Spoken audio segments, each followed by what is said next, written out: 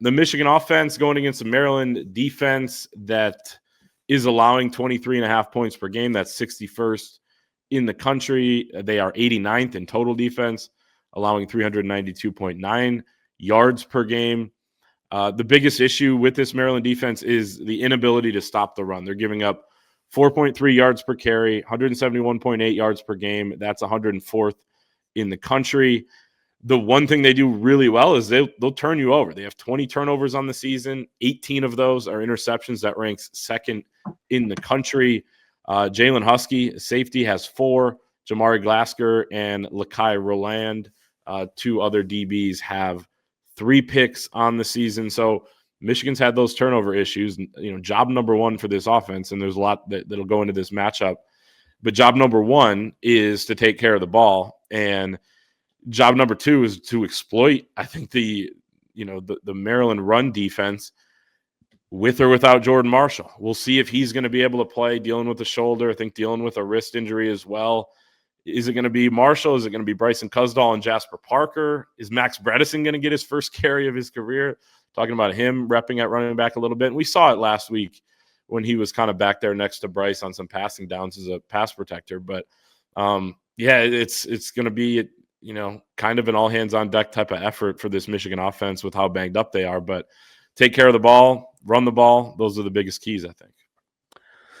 This is not based out of intel and entirely on feel and pattern recognition, but this to me feels like a game where Jordan Marshall warms up and then is standing on the sideline with his helmet the entire game. I think we're going to see a lot of Bryson Cusdahl, a lot of Jasper Parker, and probably a little bit more of design run stuff with Bryce Underwood, to be frank with you. I mean, I know there are some things they have in their bag that they're probably going to want to save for Ohio State, but when you're down Justice Haynes and Jordan Marshall, like that's the heartbeat of your offense. So it then becomes, what does Bryce Underwood do to make plays? This is a great challenge for him in terms of, he's kind of vomited up a lot of turnovers in the last, I think 5 of, is it 5 or 6? I think it's 5 of Michigan's 7 turnovers in these last couple games have been due to him. And when you play a game against a team that has a lot of them, it's a great test of his discipline and a great test of him turning the page and taking to the coaching and the instruction that he's given. So this is a Bryce Underwood game. This is an Andrew Marsh game.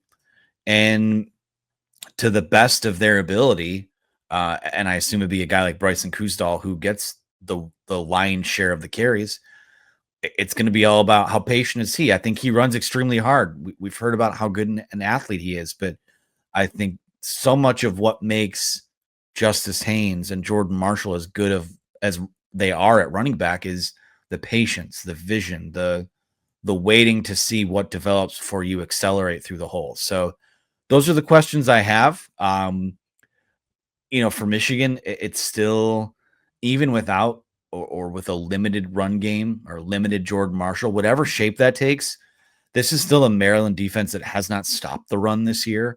So I would assume you're going to give them a steady dose of that and probably a lot of the RPO game that we saw over the weekend. So I thought Bryce was pretty good in that area, except for the 2 very large plays that he was not. So great chance to turn the page, put some good stuff on film, take a step forward against a team that is about as young as you are, and just play a clean game. I'm waiting for that game where they play a full 60 minutes where they don't take a double barrel shotgun to both of their feet, because it's a dangerous way to live, but they probably have one more week where they can get away with that if they have to.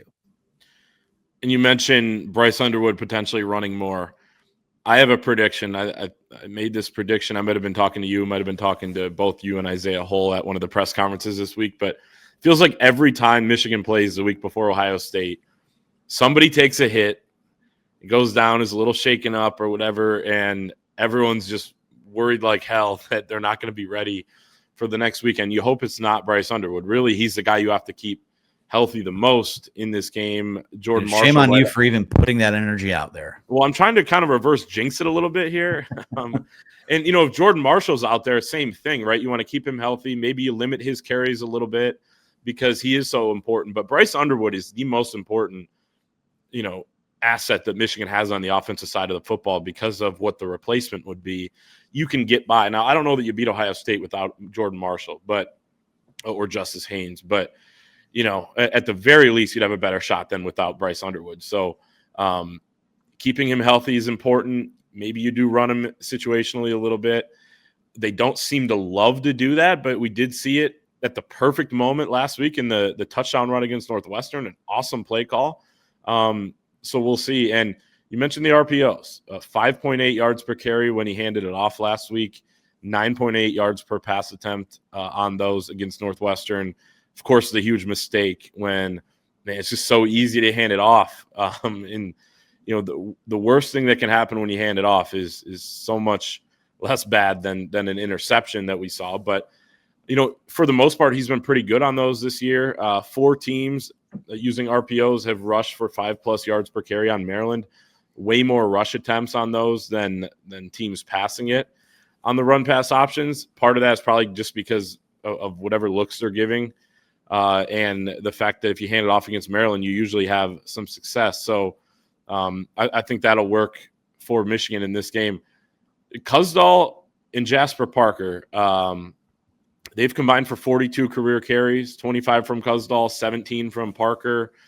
Cusdall averaging 4 yards per carry the last 2 weeks, and doesn't pop off the stat sheet there. But to be fair, most of his carries have come when teams know they're running. Like against Purdue, it was right at the end when they're trying to run out the clock, and then Northwestern, same thing. They're kind of setting up for getting in field goal range and all that. And it was a 2-minute drive, a lot of it, but you kind of knew they were going to run some of those. So we'll see what he can do, man. I mean, they talk about his burst being right there with Justice Haynes. Sharon Moore said that. Who knows if that's true or not, but we haven't seen him get into the open field, so he could bust one in this game. But any other thoughts on this before I get to a weird quirk that has to do with this matchup?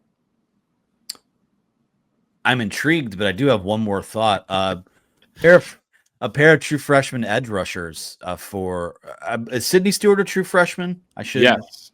Okay, 2 true freshman edge rushers that have combined for, doing quick math here, 11.5 sacks on the season. That's going to be a really interesting test for, Michigan's offensive line. They got a pair of redshirt freshmen at each tackle spot, and they've struggled in pass pro. But you're in a matchup now where you're playing guys that are of similar experience at the college level. So that could be something to keep an eye on.